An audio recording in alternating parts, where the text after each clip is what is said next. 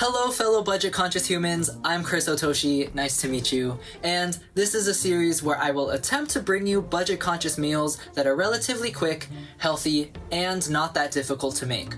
Now, I assure you that this is not the most professional or aesthetically pleasing cooking show on the market, but please don't click away, because my goal is to show people that no matter how bad they think they are at cooking, no matter how little time they think they have, and no matter what their budget might be, you can still make healthy, sustainable, A+ food and have fun while you're doing it. So please enjoy the video.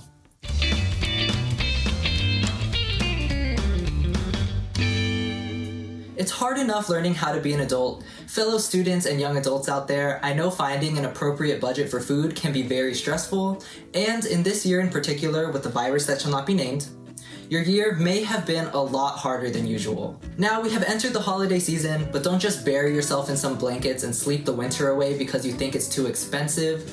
Why not end this year on a high note? Even though you may not have been able to enjoy some of your favorite holiday traditions this year, I'm here to bring you a holiday meal on a budget to help build some festive cheer during these very strange times. Also, hi, I'm Chris Otoshi, nice to meet you, and holiday meal for 6 people for under $40. Let's get started. On the menu today, we have some lovely butter-basted roasted chicken with some garlic mashed potatoes, elevated box stuffing, onion infused gravy, and some honey chili lime roasted Brussels sprouts. And then to end off the feast, we'll have some mini apple cinnamon cheesecakes. I know, it sounds fantastic. I'm impressed too.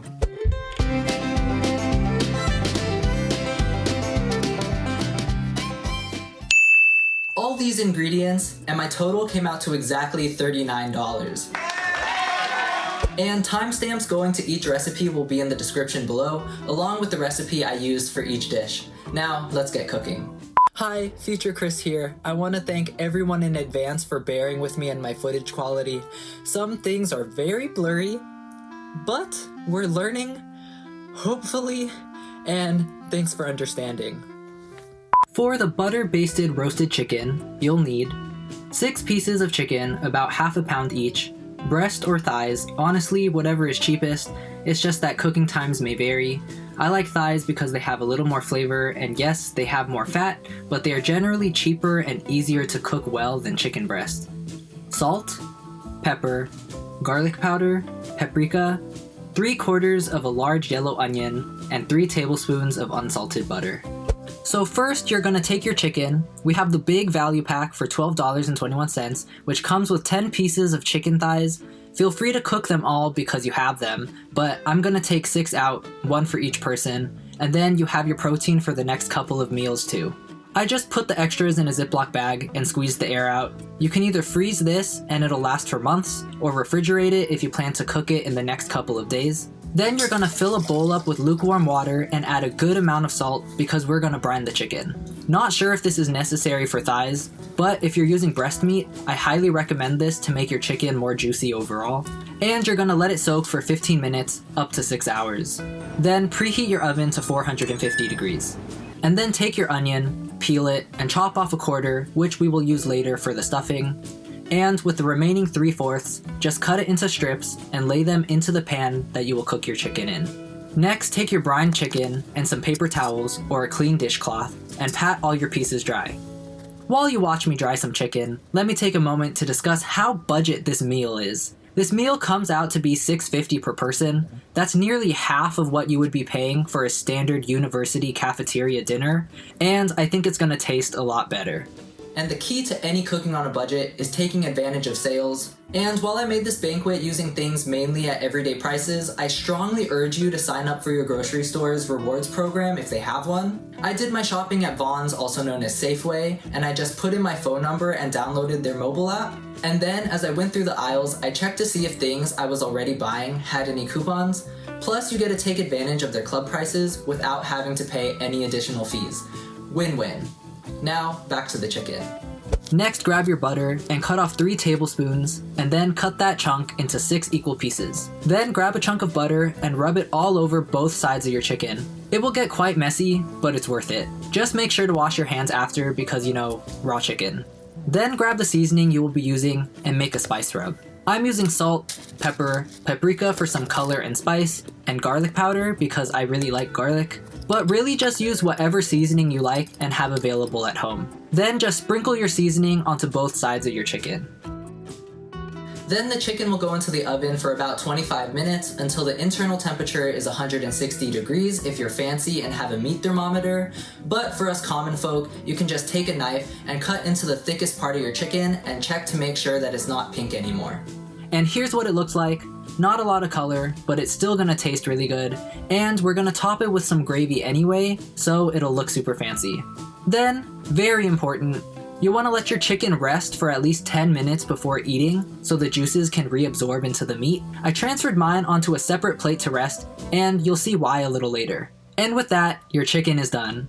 Next dish, honey chili lime Brussels sprouts. You'll need 2 pounds of Brussels sprouts, 3 tablespoons of almonds, 3 tablespoons of vegetable oil, salt, pepper, 1 to 2 tablespoons of honey or any other sugar that you might have in your house, 3 tablespoons of unsalted butter, the zest from half a lime, 2 tablespoons of fresh lime juice, and half a tablespoon of crushed red pepper flakes, or 1 to 2 of those packs that you get with your pizzas. So once again, oven to 450 degrees, then grab foil to line a baking tray and prep your Brussels sprouts for roasting. These are pre-washed and ready to go, so I'm just cutting them in half so they roast quicker. But if you have any small baby sprouts in your bag, just throw them on the baking tray hole. While I'm cutting these sprouts, let me talk to you more about this meal. I designed this meal so it's possible to be done in a day, and the ingredients in each recipe feed off of one another, but my hope is all of you watching will use this video as a base and swap ingredients and recipes out. Do what makes you happy. Don't like Brussels sprouts? Make your favorite green bean recipe. I'm just happy that you're even watching any part of this video. Okay, moving along. We're gonna pour 3 tablespoons of vegetable oil on and toss everything to get evenly coated. And then into the oven it goes for 15 minutes. While that's cooking, we're gonna take half a cup of almonds, a 4th cup for this recipe and a 4th cup for the stuffing, and rough chop the almonds. I was looking for pistachio-sized pieces of almonds, if that makes any sense. This bag was $2.99 and it was the cheapest nut option. Feel free to substitute. Pistachios or walnuts, also a good option, or just omit the nuts if you're allergic or just don't like them. Then on the stove at medium heat, take 3 tablespoons of unsalted butter and melt it. Once the butter starts foaming on the sides, add your almonds in and cook for 3 to 5 minutes until the almonds look and smell toasty or until your butter browns. Then take the almonds out of the butter onto a plate lined with paper towels to drain off excess grease, and let the almonds sit while we check on the Brussels sprouts. After 15 minutes in the oven, shake the Brussels sprouts so they don't get stuck to the foil, and return them to the oven for an additional 10 minutes while you make the sauce. Grab your lime and cut off a quarter to save for later, and juice the remaining 3/4. It should be about 2 tablespoons of juice, but don't worry if it's a little less. Then return to your butter, now on low heat, and plop in 1 to 2 tablespoons of honey or your honey substitute, depending on your affinity for sweetness, and add your lime juice, swirl to combine. Then add 1 tablespoon of water to the mix and swirl again. Then turn the fire off. Now take your lime, which I should have zested before juicing, which I recommend you do, and zest with either a microplane or very carefully with a knife. Either way, make sure you get only the colored parts of the rind. The white pith layer is bitter, but having a little in there won't ruin the recipe. If using a knife, then finely chop your zest pieces, and you want to have at least 1.5 teaspoons of zest. Once your Brussels sprouts come out of the oven, they might look something like this. Nice and brown, but not burnt. Transfer them into a dish and add your lime zest, the toasted almonds, the red chili flakes, and your sauce, and toss it all together. And with that, your Brussels sprouts are done. Now, packet gravy. You'll need a packet of gravy, any kind works. I opted for the turkey for a little extra holiday feel. Also, it's only $1, so why would we try to make our own? And an onion, which we cooked with our chicken earlier. You're just gonna follow the instructions on your gravy packet. Mine said to pour it in a pot and slowly mix in 1 cup of cold water, then heat it up, stirring as you go to avoid clumps. But here's the magic. We're gonna take the onions that have been cooking with our chicken and sitting in all the lovely juices and butter and dump them into our gravy. I know, game changer. And there's our gravy. Moving on to elevated box stuffing. You'll need a box of instant stuffing, any flavor will do, some extra bread so we can extend this stuffing, half an apple. I have 2 kinds because I thought it would make it fancier. I also thought I would need a whole apple for this recipe, but I ended up only using half, so a quarter of the Gala apple and a quarter of the Granny Smith. Almonds, some onion, and water. So for the stuffing, we're just gonna follow the box instructions, but also we're gonna add to and elevate it. I'm using pre-packaged stuffing because it has all the seasonings in there already, so it saves a lot of time and effort. I'm adding this bread that was 2 rolls for 50 cents, so this 1 roll was only 25 cents. It will add volume to our stuffing without diluting the flavor too much. Smart, right? And with that extra bread, you can make a sandwich, you can make some toast, you can make some garlic bread. And I just ripped it into small pieces with my impeccably clean hands. Next, take your apple or apples and cut them in half and save half of them for later. And dice up the apples into like 1 centimeter pieces. I'm leaving the skin on for color, texture, and time purposes, but feel free to peel the apple if you want to. Next, dice up that quarter of an onion we saved from the chicken, and please ignore that the apples there are suddenly uncut once again. Now bring your dried stuffing back and pour on your quarter of an onion along with your half of an apple and the other 1/4 cup of toasted almonds you made from the Brussels sprouts. Then grab a liquid measuring cup and pour all the juices and butter that came off of our chicken when we baked it, and then add water to the stock until you get the amount required for your box instructions. By doing this, we have no waste from our chicken, and we got to use the butter to cook the chicken and no longer have to add additional butter to the stuffing. A+ planning if I do say so myself. Then pour the liquid onto the dried stuffing, let it soak in for a little bit, then add the extra bread and mix everything together to fully incorporate that new bread. And my stuffing box told me to microwave for 5 minutes. While the stuffing is in the microwave, let's talk about the holidays for a second. The holidays are a time for friends and family and to remember the good things going on this year, so don't let budget constraints or a lockdown keep you from enjoying some holiday cheer. I designed this meal for 6 people because in these times, we may not be able to have super large gatherings, but we can still hang out with the people we're living with, our immediate family, our closest friends. And if money is the big concern, if you're the one cooking, I think it's very reasonable to ask all participants to contribute $7 for a full-on holiday feast. Okay, PSA over. Back to the stuffing. From the microwave, you're gonna place your stuffing into the 450-degree oven to toast up for a nice 10 minutes. And after that, voila, you get some elevated box stuffing. Moving on to the roasted garlic mashed potatoes. You'll need 6 russet potatoes. This bag came with double the amount for only $2.99, 5 tablespoons of unsalted butter, half a cup or 4 fluid ounces of heavy cream, a head of garlic, salt, and pepper. First, since we're using the oven at 450 degrees already, grab your garlic head and prepare it for roasting. We're gonna make a little foil boat, and then remove some of the papery skin off the garlic and chop off a little bit of the top. Save the garlic you chopped off to use in other meals you might be cooking soon. Then take 3 tablespoons of olive oil or vegetable oil and coat your garlic head. Then close up your foil boat into a foil ball and chuck your garlic into the oven for 45 minutes to an hour.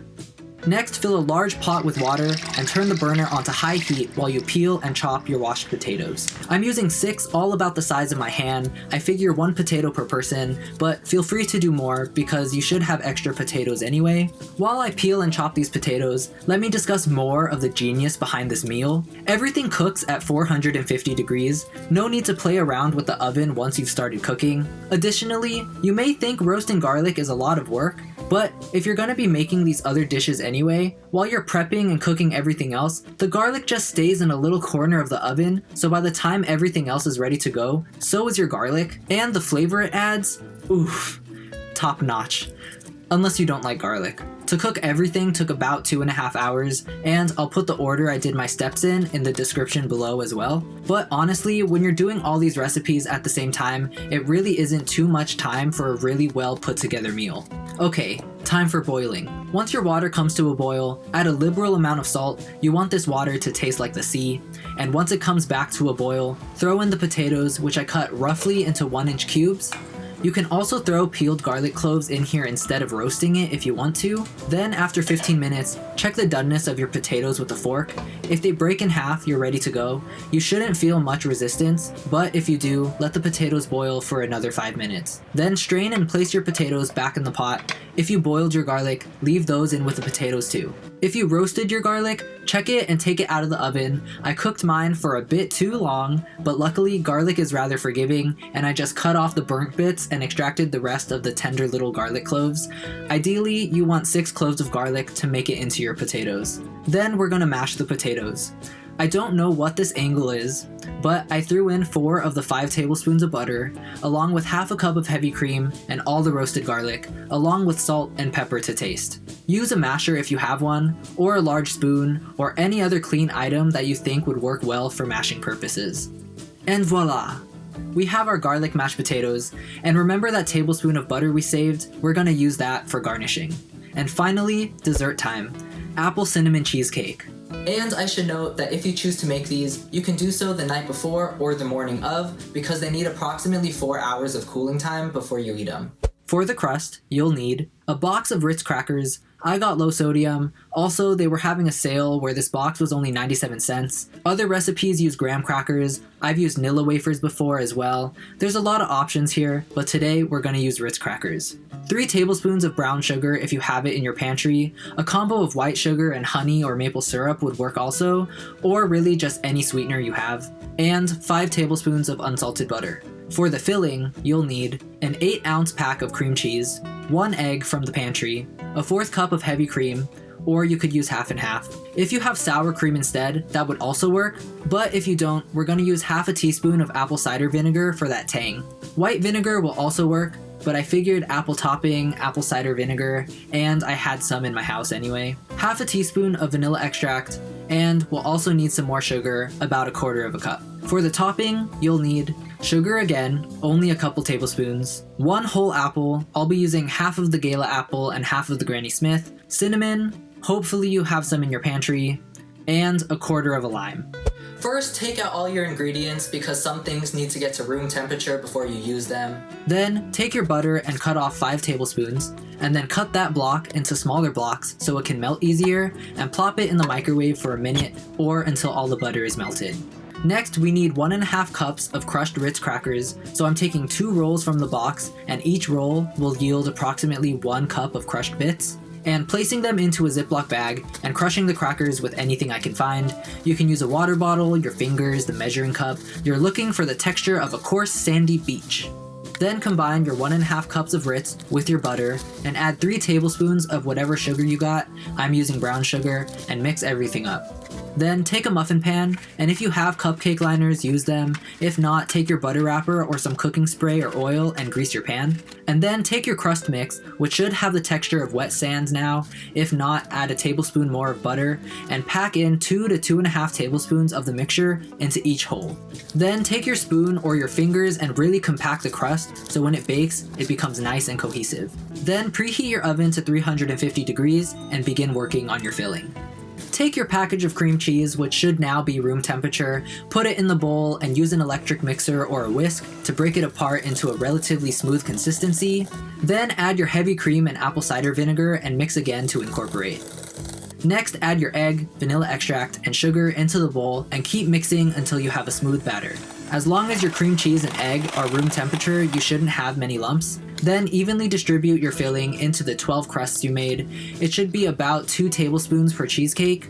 And then I got smarter and used a rubber spatula to get all that yummy goodness into my pan and just eyeballed for equal distribution. Then, using my clean hands, I smoothed out the surface of the cheesecakes and cleaned up the edges and aggressively tapped the pan on the table to release any potential air bubbles. And then I placed them into the 350-degree oven for 20 to 22 minutes or until the edges begin to brown and a toothpick comes out clean. Once out of the oven, let them cool for about 30 minutes on the stovetop, and once the pan is cool enough, stick the pan into the fridge for at least 2 hours, upwards to 24 hours before serving. On to the topping. Grab those apple halves from your stuffing and core them. I want to show you that you can do this with a knife, but it works equally well with a much safer spoon. And we're gonna peel them this time because texture, but don't worry about wasting the apple peels because I eat them. They make a lovely cooking snack. Then dice up your apples and put them into a small pot along with a couple tablespoons of sugar, honestly however much you want, and the juice from the 1/4 lime that we have left over from the Brussels sprouts, and as much cinnamon as you want. I would say I used about 1½ teaspoons, but do whatever feels right to you. And mix everything up and place the pot on a medium heat for 10 minutes, stirring occasionally to make sure nothing burns.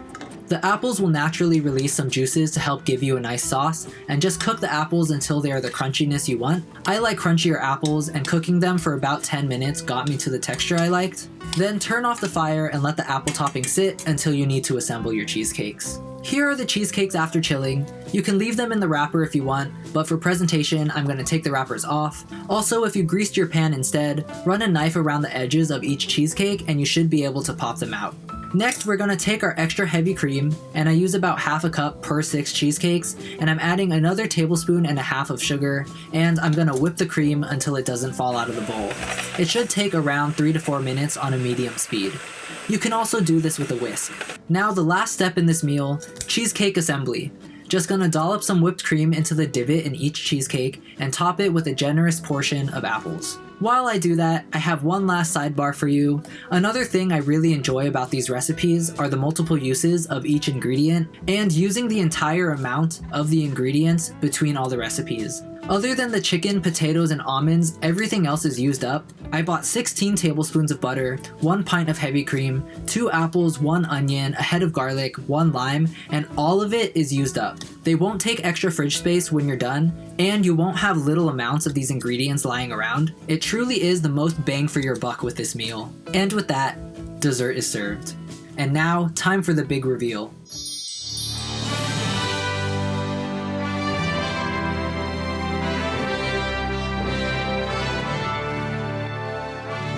There everything is.